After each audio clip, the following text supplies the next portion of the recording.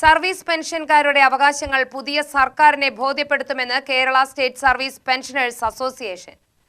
ഇതിനായി May June മാസങ്ങളിൽ നിയോജക മണ്ഡലം തലങ്ങളിൽ നേതൃത്വ ക്യാമ്പുകൾ നടത്താൻ ജില്ലാ നേതൃയോഗം തീരുമാനിച്ചു. സംസ്ഥാന വൈസ് പ്രസിഡന്റ് സി ബാലൻ യോഗം ഉദ്ഘാടനം ചെയ്തു. സംഘടനാപരമായി നമുക്ക് ആവശ്യപ്പെടേണ്ട കാര്യങ്ങൾ സ്ഥിരമായി നമ്മൾ ആവശ്യപ്പെട്ടുകൊണ്ടേയിരിക്കും. മെഡിസപ്പ് ഇന്ന് നമ്മളിൽ നിന്ന് നല്ല സംഖ്യ വസൂലാക്കുക എന്നല്ലാതെ നമുക്ക് കിട്ടേണ്ട ആരോഗ്യ പരിരക്ഷ, ആരോഗ്യ ഇൻഷുറൻസ് ഈ 7 വർഷം നീണ്ട 10 വർഷക്കാലത്തിനിടയിൽ നമുക്ക് തരാനുള്ള സൗകര്യം കാണിക്കുന്നില്ല. ഇനി വരാൻ പോകുന്ന ഗവൺമെന്റ് UDF ആകും എന്നാണ് നമ്മുടെ പ്രതീക്ഷ.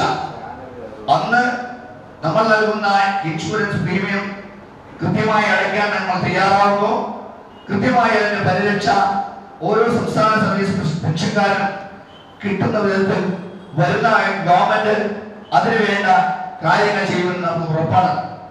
അതുപോലെ തന്നെ പെൻഷൻ പരിഷ്കരണം 2024 കിട്ടേണ്ട പെൻഷൻ പരിഷ്കരണം ഇക്കാലം അത്രയും നീട്ടിക്കൊണ്ടുപോയി അവസാനം ഈ ഒരു സർക്കാരും അതാത് കാലത്ത് കിട്ടേണ്ട സർവീസ് പെൻഷൻകാരുടെയും സർവീസുകാരുടെയും സർവീസുള്ള ജീവനക്കാരുടെയും പേര് വിഷൻ പെൻഷൻ വിഷൻ നടത്താതെ ഇറങ്ങിപ്പോയിട്ടില്ല.